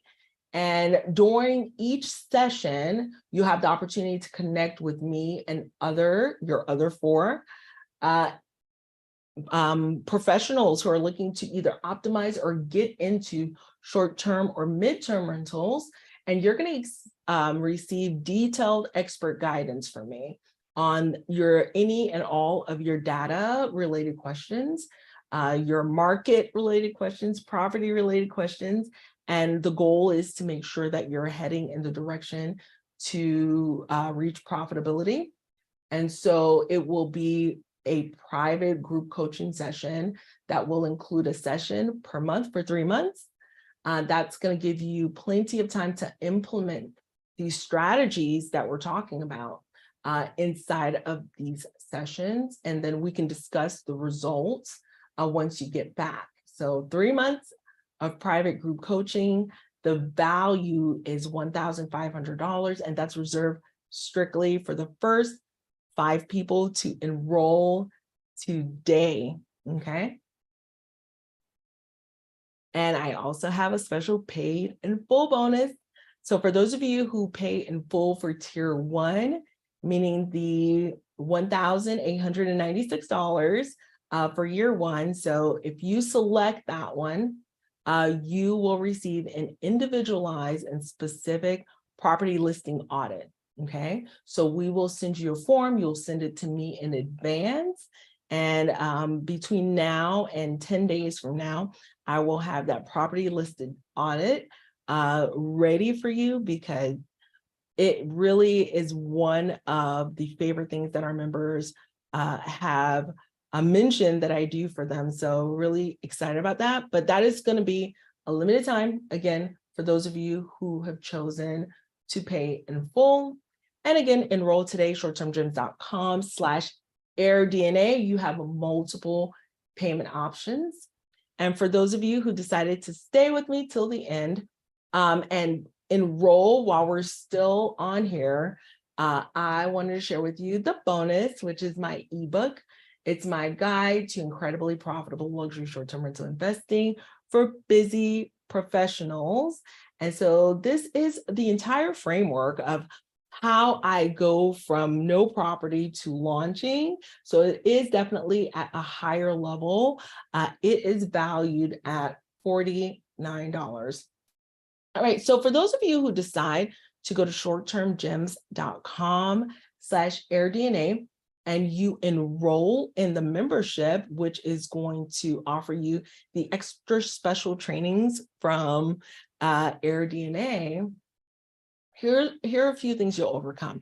You're going to overcome the fear of not knowing where to invest, the fear of over-analysis, fear of not finding a property, and the fear of the unknowns, the fear of risk, the fear of acquiring a bad deal, the fear of legal and financial exposure.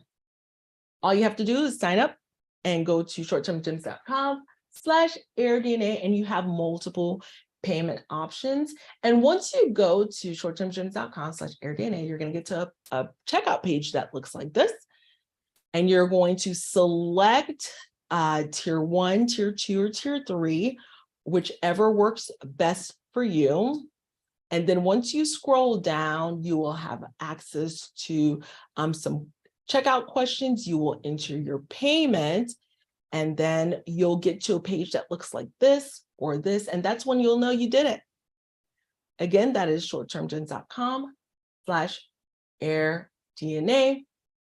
You'll get an email, and this was by May 1st, but you should expect to receive your code within just a few days. So you will need to go ahead and sign up for the free AirDNA, and they will populate the national database onto your free AirDNA.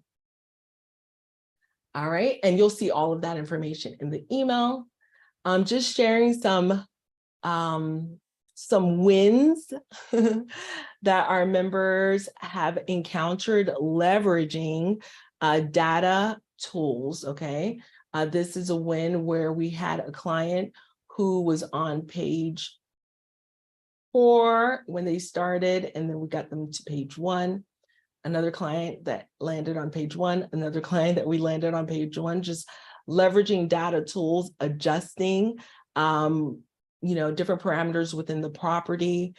We have clients who are struggling with just weekend bookings. They're only getting weekend bookings. We leverage data tools to get some weekday bookings onto the calendar as well. And so we are leveraging AirDNA to give us insight on how to look at future pacing to get some of those weekday bookings as well. All right, shorttermgems.com/airdna to sign up. And since I'm here, guys, now, if you're looking to leverage and get that show up live bonus while we're here, feel free to go ahead and sign up. Now I'm going to head over into Q&A. I did have a timer. Hang on one second. Yeah, I did have a timer, but it doesn't appear to be on.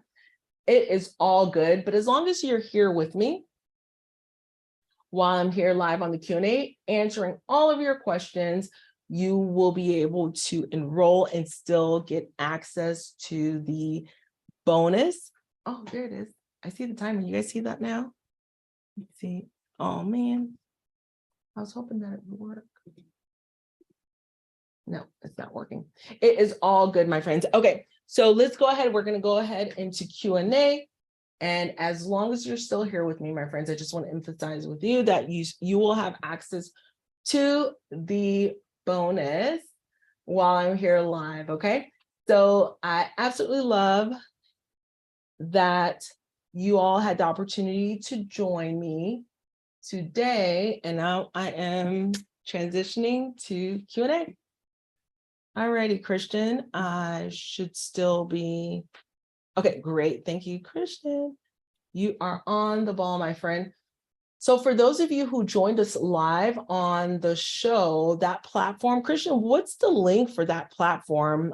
The Luxury Short-Term Gems show, I forget the link for that.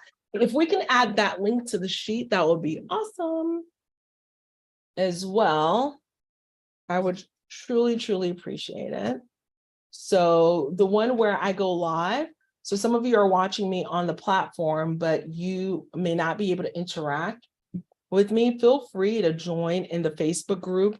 That button should be at the very bottom. And my goal was to go over there to make sure that you guys could still,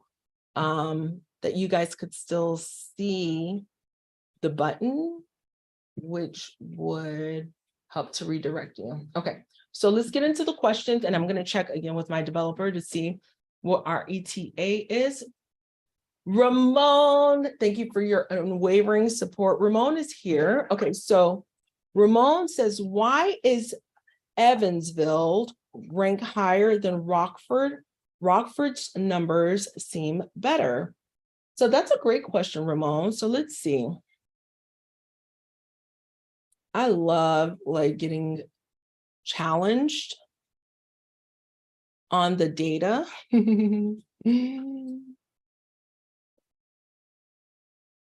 I am here for it. Okay. Zoom.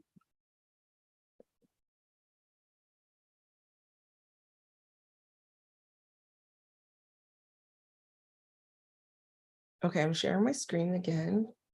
Make sure you can see it. Okay, you should be seeing my screen, my friends. All right, so the question from Ramon was Rockford. Rockford's numbers seemed better. So on my slides, as you can see, I have a lot of slides.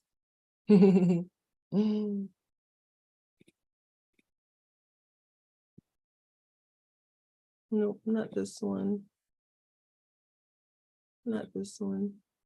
Guys, don't come for me. Hang on. I'm going to stop sharing for a second so I can find it.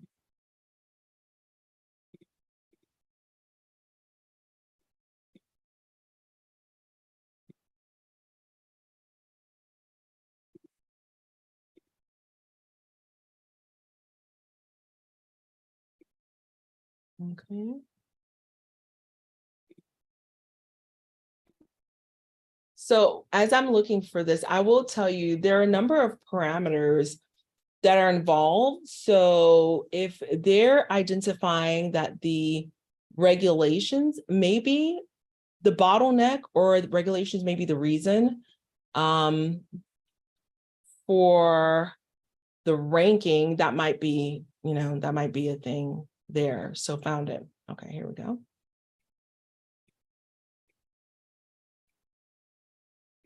Alrighty, let me share my screen. I'm super pumped, guys. I'm going to Cincinnati tomorrow. I've got an amazing event that I'm attending, Healers in Healthcare, that we're sponsoring and attending as well. Okay, so Evansville, and you're comparing Evansville and Rockford, right? Right, Ramon? So Evansville has a regulatory score of 1.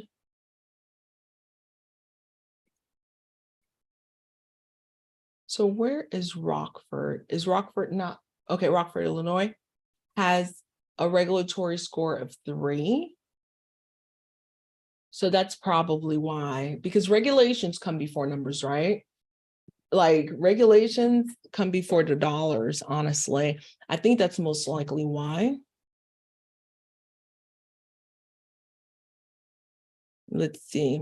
You see the AirDNA score, the revenue growth, the rental demand. So slightly higher rental demand. You're right. Based on their numbers, they're saying that the numbers are better, okay, based on the investability score. However, I think the regulation is probably the reason. But yeah, this is a great question. We can ask AirDNA. Once they do their live training with us, we can ask them specifically, why did Evansville rank number 2 and Rockford rank number 3, when in fact, the numbers themselves look much more improved for Rockford. So great question. All right. Next question, my friends. Let's see.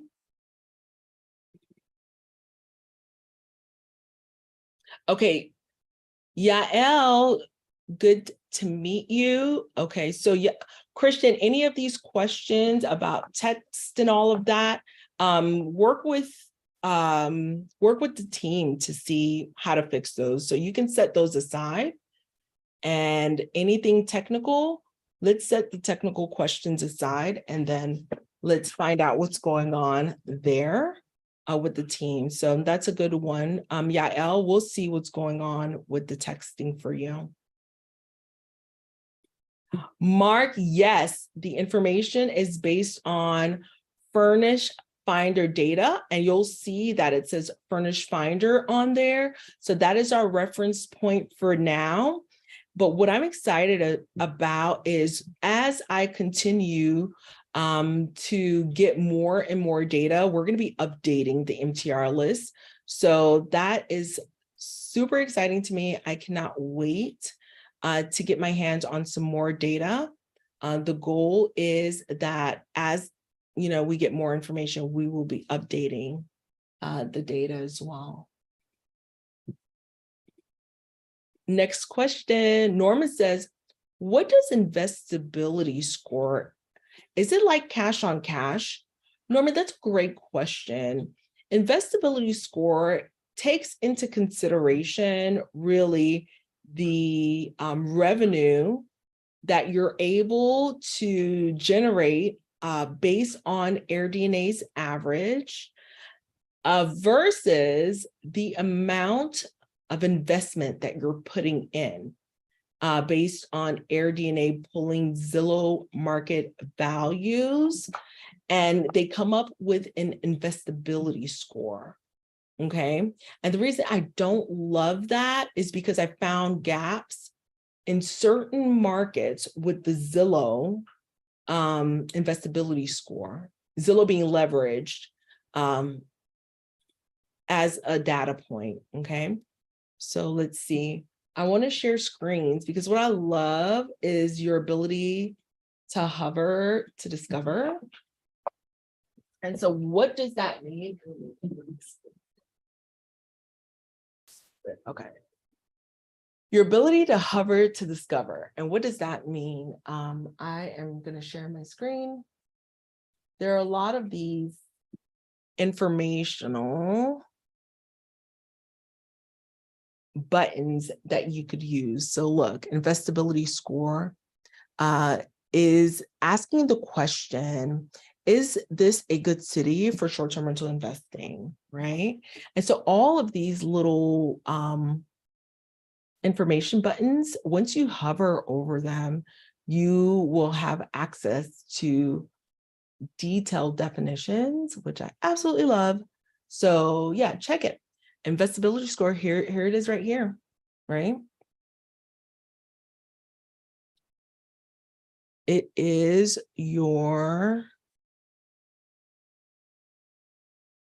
it compares the cost of homes in that city to the average rental income of full-time rental properties. Okay. And it's comparing it against the top 2,000 global Airbnb market. Okay.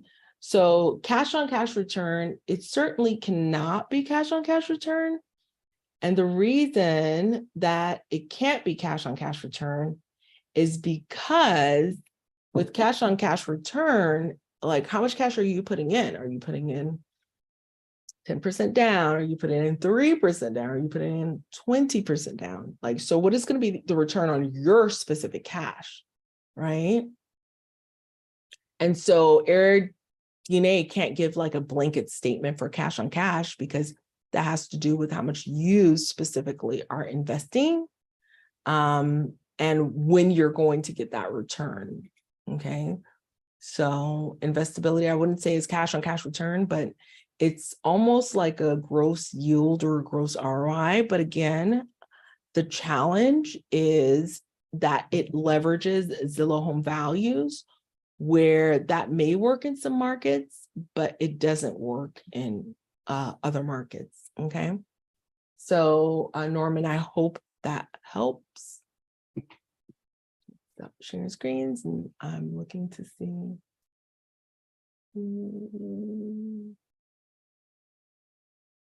Okay. Okay, Dr. Carlene Randolph, hello. What are those scores? Okay, so which ones are you referencing? Let me pull up my slides again, just to get a picture of what you potentially may be referring to. What are those scores? Is the question from Dr. Carlene Randolph. Let me see. I'm going to share screens. Dr. Carlene, are you referring to these scores down here? If you could let me know as soon as possible, that would be awesome. And if so, I'll just get started there, just in case that is correct. My thoughts are correct. So one of the scores state AirDNA investor score. Another one is the rental growth score down here. Then you have a rental demand score and investability. Again, once you log into AirDNA, what I love about it is you can go in here and hover to discover. So rental growth. Okay, so rental growth is defined as did properties earn more this month, so say in the month of April 2023, than April of 2022. Did they earn more? Okay, this month than last year, the same month. Okay, and the higher the score means, the higher, or rather an increase in revenue per property. Okay, so that's the investability score. The next thing is the rental demand, which we saw on that score as well. And the question that's being answered here is how often are rentals booked throughout the year? Okay, so it combines a number of data points. It combines the annual occupancy with the number of listings, or the difference in the number of listings. So the growth rates in the number of listings, okay? So this specific metric, the rental demand, tells us that, travel is in demand in this market. So the higher the score, the higher the travel demand. So that covers those two. And then the investability score.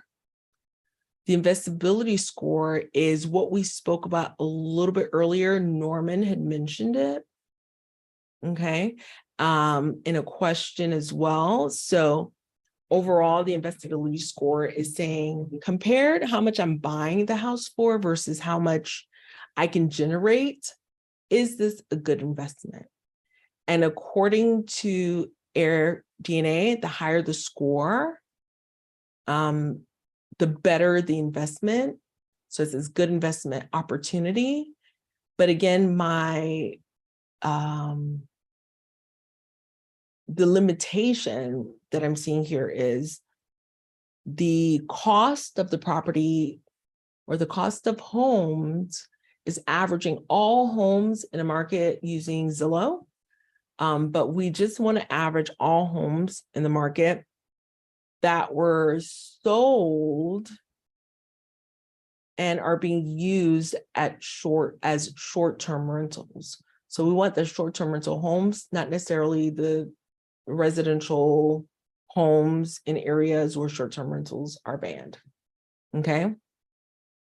And then the last data point is the investor score.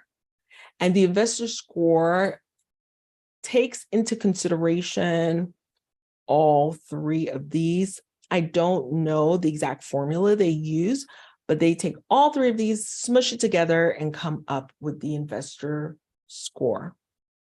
Okay, I really hope this is what you're asking about, Dr. Carlene. If not, please feel free to provide some additional clarification. Okay. Next question. Oh, I see. Tech, it is so good to see you. Tech has joined us from YouTube. So Tech, thank you for joining. And it was good to see you in San Diego. Oh my goodness, my friend. That was pretty awesome. That was absolutely awesome. Okay, so I'm trying to get on the Luxury Short-Term Rental Show website to see if we are still streaming on there and whether the button's there. I still don't have that link yet, so I will look for it. One moment, please. Kajabi. And let me know, guys, if you have any specific questions about any of the markets.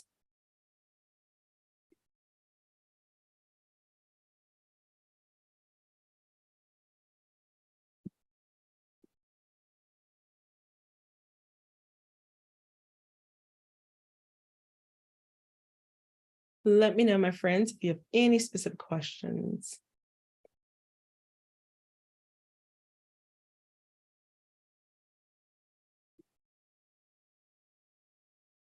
And I'm looking for the link. 1 second.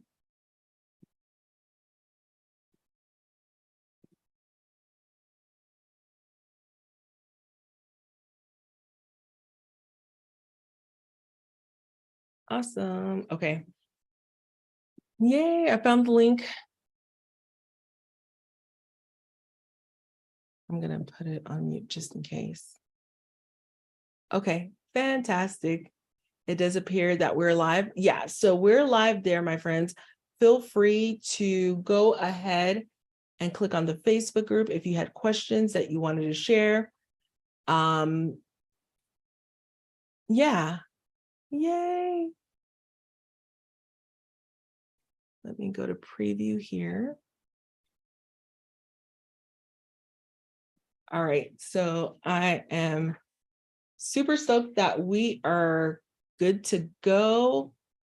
A lot of it is working.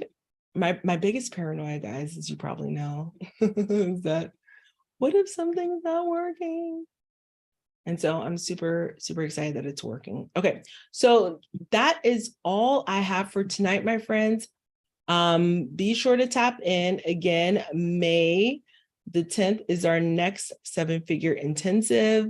What I love about the intensives, again, is that we're going to be continuing to leverage the tools to identify properties that are either opportunities for ownership, opportunities for arbitrage, opportunities for co-hosting. And you could clearly see that inside of the AirDNA tool based on just the performance of the property. You can find those that are being mismanaged. And, you know, I think it's such an opportunity for you to go in make an offer, and you have 3 different offers that you can make, which I'm super stoked about. And we're just going to be dissecting and breaking that down during our intensives. Again, I look forward to you all joining me on the inside. Let's stay connected, my friends. For those of you who have signed up, massive congratulations to you. Be on the lookout in your email for access to all of the bonuses that we shared, access to the login, instructions on your next steps. Again, my friends, this is the year, for us, it's such an important year to continue on our journey to investing, especially since we're in that place where we have access to advanced tax strategies, bonus depreciation, cost segregation studies. These are the strategies that we're leveraging to continue to stay above the fray, even as we navigate choppy waters, right? With the higher interest rates, we're still able to stay ahead. So this concludes our 75 Gems Masterclass training for tonight. Again, I want to emphasize what a game changer it's been for me just to have data that real people are using, real estate investors like us are using, as well as lenders are using to lend on property. So again, this is going to be the only membership of its kind where you'll have access to my extra special trainings plus AirDNA, and we're able to come together and make sure that we can generate that bag for 2023. So I really hope you take advantage of this opportunity, because I think it's going to make a really big difference for you and your family. So once again, thank you for joining me tonight. And I look forward to seeing you on the inside, my dear and beautiful friends. Goodbye for now.